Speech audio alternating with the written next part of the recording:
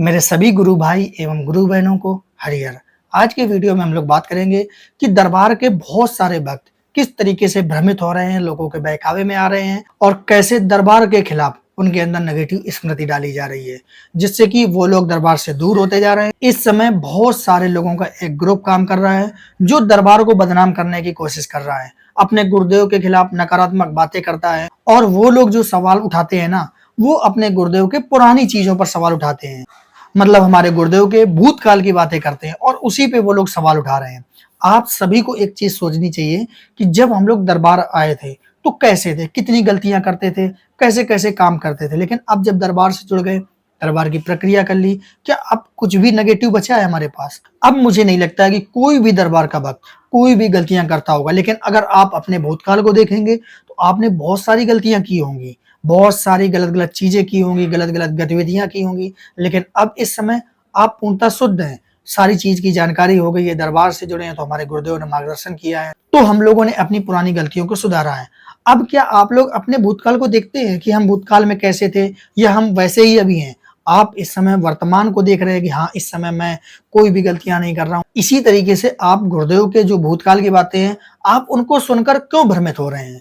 आप वर्तमान पे रहिए। हमारे गुरुजी ने पहले ही कहा है कि आप वर्तमान पर रहें, आप भूतकाल को कभी मत सोचें। अगर आप भूतकाल को सोचेंगे तो भाई फिर से वही स्मृतियां आएंगी और आप कष्ट में आ जाएंगे, समस्या में पड़ जाएंगे। लेकिन फिर भी बहुत सारे भक्त ऐसी गलती करते हैं। अगर मैं आपसे पूछूं कि समर्पण क्या होता है, देखिए आपके घर में जैसे 5 लोग हैं, आपकी कितनी भी लड़ाई होती हो आपस में, लेकिन जब कोई बाहरी व्यक्ति आपके घर वालों से कुछ भी कहेगा तो आप उसके लिए तैयार हो जाएंगे लड़ने के लिए कि नहीं, ये मेरा भाई है, मेरे माता है, मेरे पिता है। आप लड़ने के लिए तैयार हो जाएंगे। तो ऐसा क्यों होता है?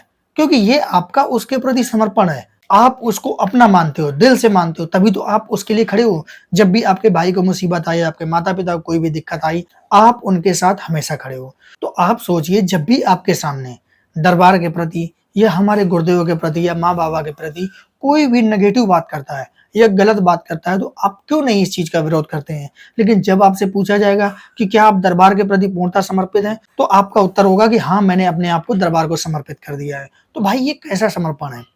आप अपने परिवार के लिए तो खड़े हो जाते हो।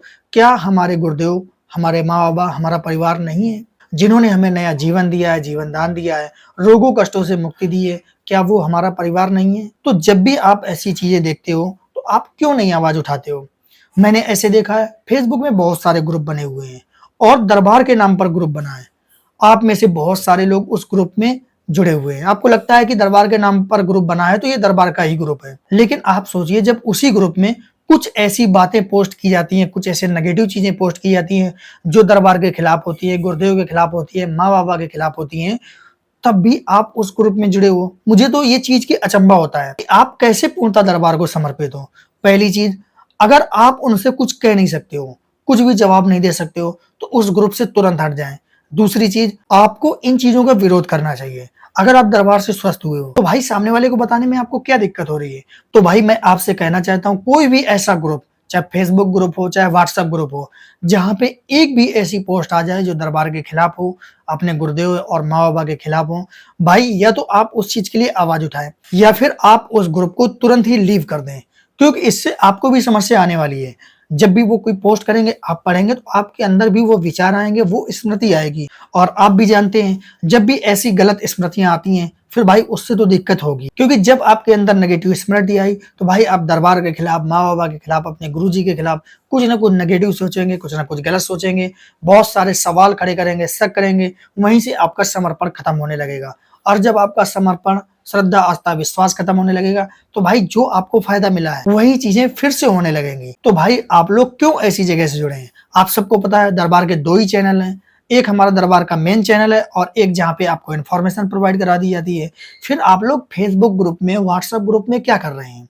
मुझे नहीं लगता है कि कोई भी ऐसे ग्रुप में जुड़ने की आवश्यकता हो जहाँ पे ऐसी चीजें पोस्ट होती हो। मैंने अभी एक ग्रुप देखा, गुरु परिवार के नाम से वो ग्रुप बना हुआ था फेसबुक में। भाई वहां पर 6000 लोग जुड़े हुए हैं और वहां पे राजेश मौर्य नाम का एक व्यक्ति है, भाई पूरी उसने टीम बना ली है वो वहां नेगेटिव पोस्ट करता है अपने गुरुजी के लिए और कहता है कि मैं माँ बाबा को तो मानता हूँ। भाई क्या मानते हो? दूसरी चीज वो ऐसी भी पोस्ट कर रहा है कि मुझे माँ बाबा का आदेश हुआ है। अब आप बताइए, इनको माँ बाबा का आदेश हो गया है कि आप दरबार के भक्तों से पैसा लूटो, दरबार के खिलाफ नेगेटिव नेगेटिव बोलो, क्या इनको ऐसा आदेश हो सकता है? आप लोगों को खुद ये चीज सोचनी चाहिए और सोच विचार करना चाहिए, क्या ऐसे ग्रुप में हमें रहने की आवश्यकता है? नहीं है। आपको बिल्कुल तुरंत ही वो ग्रुप छोड़ देना चाहिए। भाई अगर आप उस ग्रुप में जुड़ रहे हो तो आप ये समझ लीजिए, या तो आप उनके खिलाफ आवाज उठाओ, उनको जवाब दो, तो आप उस ग्रुप में रह सकते हो। लेकिन अगर आप दरबार के खिलाफ गलत बोलने वालों को जवाब नहीं दे सकते हो तो भाई तुरंत का तुरंत उस ग्रुप को छोड़ दें। तो यही आप सभी के लिए सूचना थी, क्योंकि ये इस समय बहुत सारी चीजें देखने को मिल रही हैं और बहुत सारे दरबार के भक्त भ्रमित हो रहे हैं इन चीजों में। अगर आप लोग भी कोई ऐसे ग्रुप से जुड़े हो जिस ग्रुप में अपने दरबार के अलावा कोई भी वीडियो पोस्ट कर दिया जाता है, कोई भी पोस्ट डाल दी जाती है, तो भाई उस ग्रुप को तुरंत छोड़ दें। तो आप सभी लोग इन चीजों का जरूर ध्यान रखें। तो मिलेंगे फिर किसी और नई सूचना के साथ, नई इंफॉर्मेशन के साथ। सभी गुरु भाई एवं गुरु बहनों को हरियर।